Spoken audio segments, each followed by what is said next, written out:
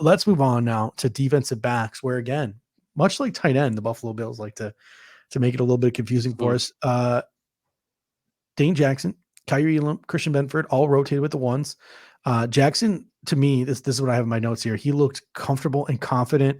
He did have that one DPI, which probably shouldn't have been a DPI, but then that was trash. didn't get a DPI later on third down when he probably should have gotten a DPI. So it all sort of evens out. Kaiir Elam looked comfortable. He had that one face mask.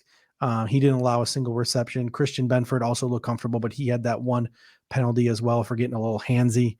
The Bills continue to show a lot of press man looks.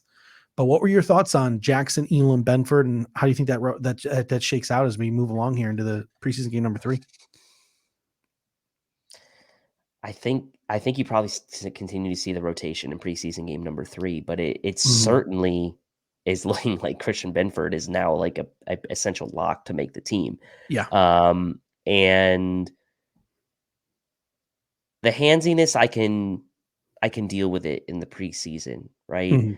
And sometimes I can even deal with it in the regular season because it becomes like a tone setting, maybe like an attitude thing in some of these games to kind of let these receivers know, like, hey, we're going to be up in your face all game. Like maybe this isn't necessarily the traditional Buffalo Bills defense you've seen, where we're kind of playing off it and kind of those soft cover 2 shells, but they have to be smart about it too, right? Some of the penalties were killers, right? The Bills had 8 penalties in this game, and some of them were tough to swallow. Some were on third and longs, the illegal contact on Benford, the DPI on Dane Jackson, I think was on a third down as well.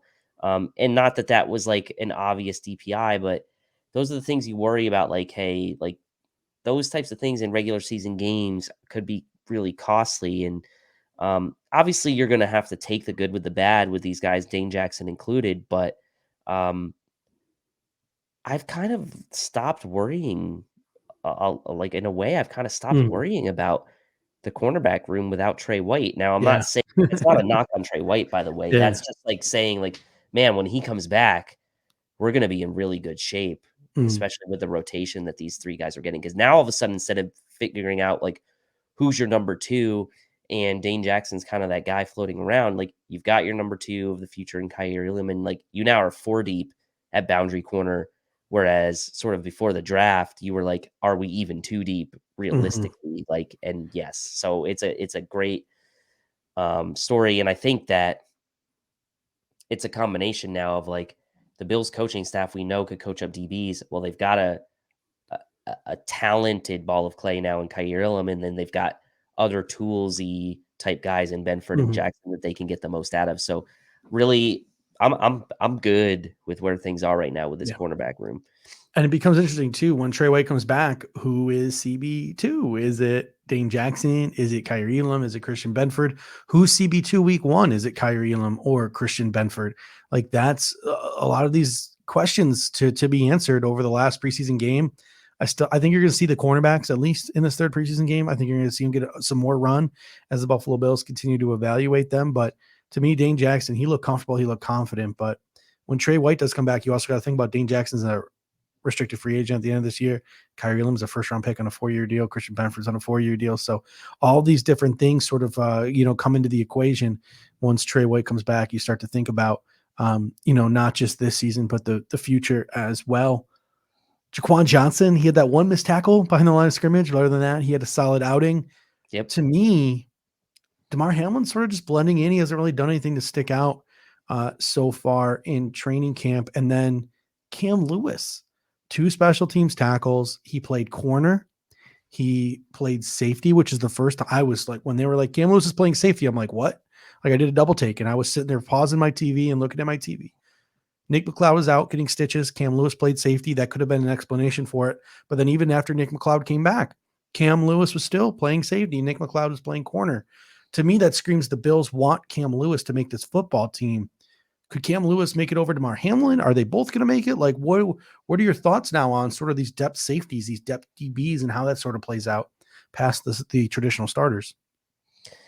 Well, I do think part of it could be the equation of what happens with Trey White to start the season. If you have one less player there, in the overall kind of defensive backfield, maybe that allows you to put a guy like Cam Lewis on the roster as Mhm. sort of that pseudo corner slash safety, which would actually be a great thing to have for your last defensive back Yep. on the roster. And so maybe that's what the Bills are kind of angling towards.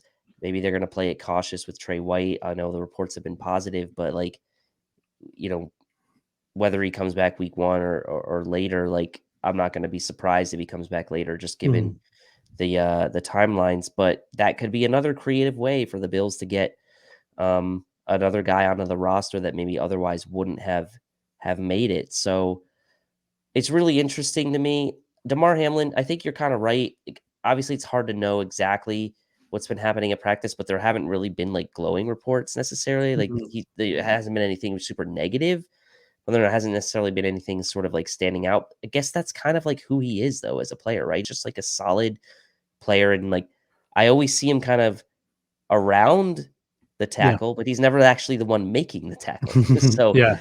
he's there, he's there, but like um it would still be a pretty big shock, I guess, if he didn't make the team. Mhm. But Cam Lewis now is kind of maybe this ninth or 10th defensive back, now Yeah. becomes quite interesting if Trey White's not ready to start the season. Yeah, if Trey White is not ready to start the season and he starts the season on the pup list, I'm willing to call Cam Lewis a bona fide roster lock at this point if Yep. Trey White is not available week one. If not, then I think it still becomes like a 60-40, 80-20 proposition. I'm pretty much confident that Cam Lewis has a spot locked up. I think we do carry 10 DBs, whether Trey White is there or not. But then leaves the last two guys that obviously I think have the most potential. Nick Mcleod, he got those stitches early on a special teams play, 6 stitches on his face, came back into the game late. Josh Thomas obviously played later on in the game. Brett Rippon was having quite a nice day against some of these Bills defenders late in this game, but Nick Mcleod, Josh Thomas, we know their upside, but they haven't been making the splash plays in the preseason like they did in 2021, which makes me feel pretty confident that we can just sneak both of these guys onto the practice squad, and also 100%. makes me feeling pretty confident that they're not going to push for a spot on the 53. But do you have any different take from that, sort of from the depth defenders on the in the defensive backfield? No, I think it's just a blessing in disguise, just like one less. Like Mhm. they're not gonna get scooped up by anybody, but this is like pretty cut and dry. Like these guys could go to the practice squad if the Bills choose to do that.